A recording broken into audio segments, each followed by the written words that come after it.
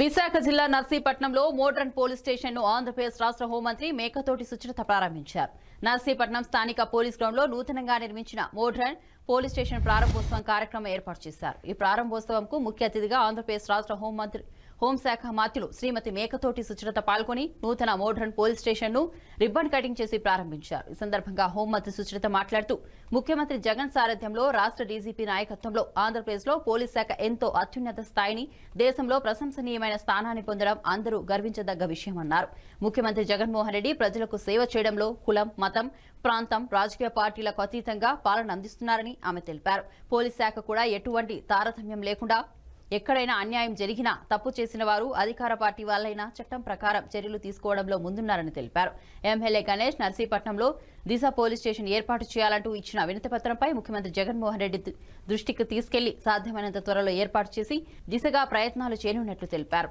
నర్సీపట్నం గంజాయి అక్రమ రవాణాకు సంబంధించి ప్రత్యేకంగా ముఖ్యమంత్రి దృష్టి సారించారని, గంజాయిని అరికట్టేందుకు కృషి చేస్తున్నారన్నారు. ఈ కార్యక్రమంలో డీసీపీ గౌతమ్ సాగర్, మంత్రి Avanthi Srinivas, MP doctor Bisetti Satyavathi, Narsipatnam MLA Petla Umashankar, Ganesh, YCP నాయకులు Chintakayala Sanyasi Patrudu, DIG Rangarao, rural SP Krishnarao, ASP Tuhin Sinha, CI Swaminaidu, rural CI Appalanaidu, ఎస్ఐలు లక్ష్మణరావు, రమేష్, పోలీస్ సిబ్బంది తదితరులు పాల్గొన్నారు.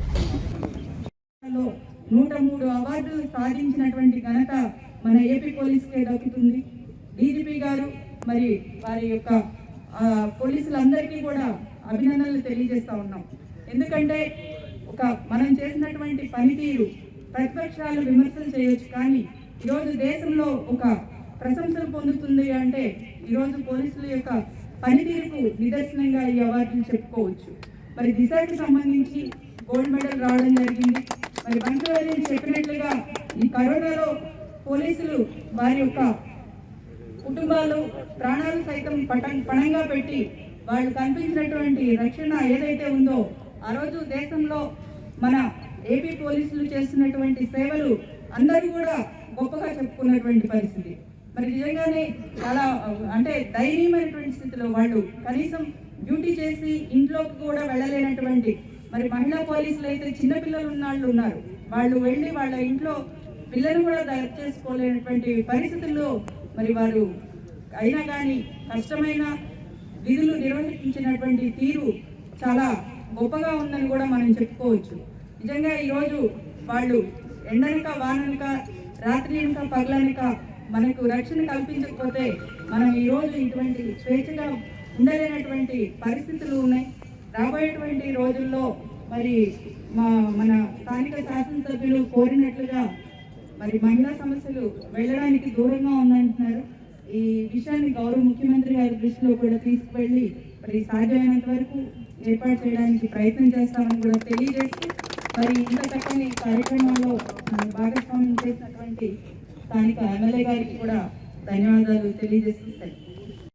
నర్సీపట్నంలో మోడల్ పోలీస్ స్టేషన్ ప్రారంభోత్సవ కార్యక్రమానికి సభాధ్యక్షత వహించినటువంటి స్థానిక శాసనసభ్యులు పెద్దలు ఉమాశంకర్ గణేష్ గారికి, అదేవిధంగా మన గౌరవ మంత్రివర్యులు పెద్దలు శ్రీనివాస్ గారు, అదేవిధంగా మన పార్లమెంటరీ సభ్యులు డాక్టర్ సత్యవతి గారు, పెద్దలు గౌరవనీయులు డీజీపీ గారు, ఇతర అధికారులు డిఐజీ గారు, ఎస్పీ గారు, ఇతర ఉన్నతాధికారులు, చేసినటువంటి నియోజకవర్గ నాయకులు, మీడియా వారికి అందరికీ పేరు పేరున హృదయపూర్వక నమస్కారం తెలియజేస్తూ, గౌరవ ముఖ్యమంత్రి గారి సారథ్యంలో డీజీపీ గారి నాయకత్వంలో ఈరోజు ఏపీ పోలీస్ శాఖ ఎంతో అత్యున్నత స్థానాన్ని, దేశంలోనే ఒక ప్రశంసనీయమైనటువంటి స్థానాన్ని పొందినటువంటి విషయం మనందరం గమనించాల్సినటువంటి అంశం.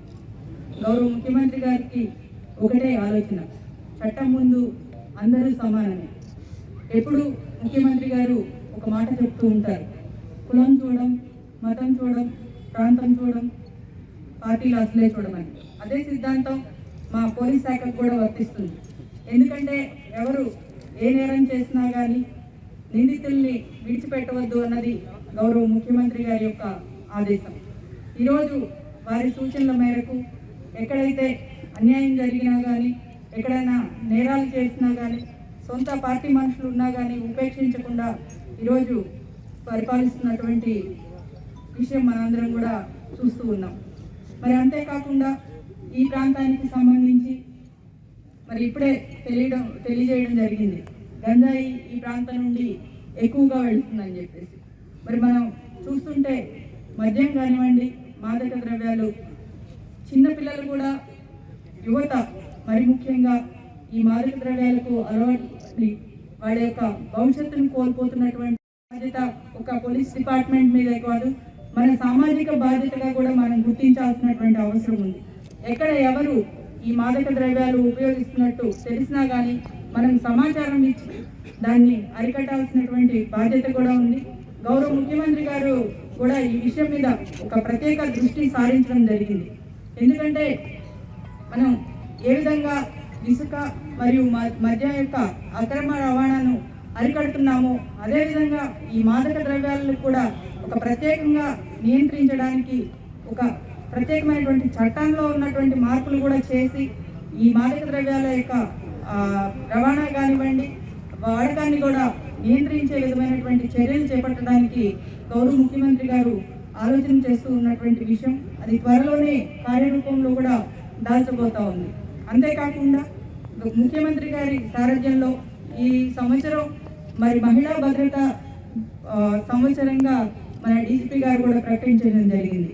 మహిళల భద్రత కోసం ప్రత్యేకించి సైబర్ మిత్ర, మహిళా మిత్ర కార్యక్రమాలు చేపట్టడంతో పాటు దిశ చట్టాన్ని తీసుకువచ్చి మహిళల కోసం దిశ పోలీస్ స్టేషన్లు 18 ఏర్పాటు చేయడమే కాకుండా మరి ఏదైతే మహిళల పట్ల జరుగుతున్నటువంటి అన్యాయాలను త్వరితగతిని విచారించడం కోసం అని చెప్పి దానికి కావాల్సినటువంటి ఫోరెన్సిక్ ల్యాబొరేటరీస్ కూడా 3 ఏర్పాటు చేసే దిశగా కూడా ప్రభుత్వం అడుగులు వేస్తూ ఉంది. అంతేకాకుండా త్వరితగతిన న్యాయ విచారణ చేపట్టి తక్షణ న్యాయం చేయడం కోసం అని చెప్పి ప్రతి జిల్లాలో కూడా ఒక ప్రత్యేక న్యాయస్థానాన్ని ఏర్పాటు చేసే దిశగా కూడా ప్రభుత్వం ముందడుగులు వేస్తుందని చెప్పడానికి గర్వపడుతూ ఉన్నాం. అంతేకాకుండా మరి రాబోయేటువంటి రోజుల్లో ఏవైతే నేరాల సంఖ్య తగ్గే విధంగా మరి ఏదైతే పోలీసులు ఇప్పుడు ఉన్నటువంటి సిబ్బంది సరిపోవడం లేదో, మరి ఇంకా సిబ్బందిని పెంచుకోవాల్సినటువంటి అవసరం ఉంది. కాబట్టి దాదాపు ప్రతి సంవత్సరం కూడా 6500 మందిని రిక్రూట్ చేసుకోవడానికి కూడా మొన్న పోలీస్ సమర్పితుల దినోత్సవం రోజు గౌరవ ముఖ్యమంత్రి గారు అనౌన్స్ చేస్తున్నారు. దానికి సంబంధించినటువంటి నోటిఫికేషన్ కూడా త్వరలోనే విడుదల కాబోతా ఉందని కూడా తెలియజేస్తా ఉన్నాం.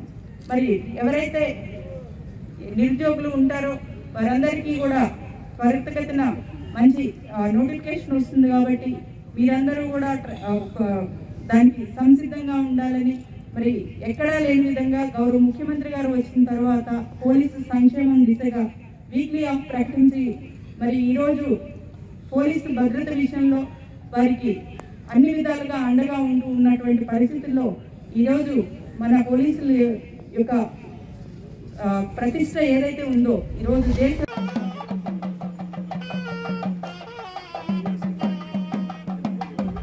వనడాభివృద్ధిని చూస్తున్నాం. రాష్ట్రం విడిపోయిన తర్వాత ఈ కొత్త ప్రభుత్వం ఏర్పడిన తర్వాత మరి పోలీసుల ముందు ఎన్నో సవాళ్ళు.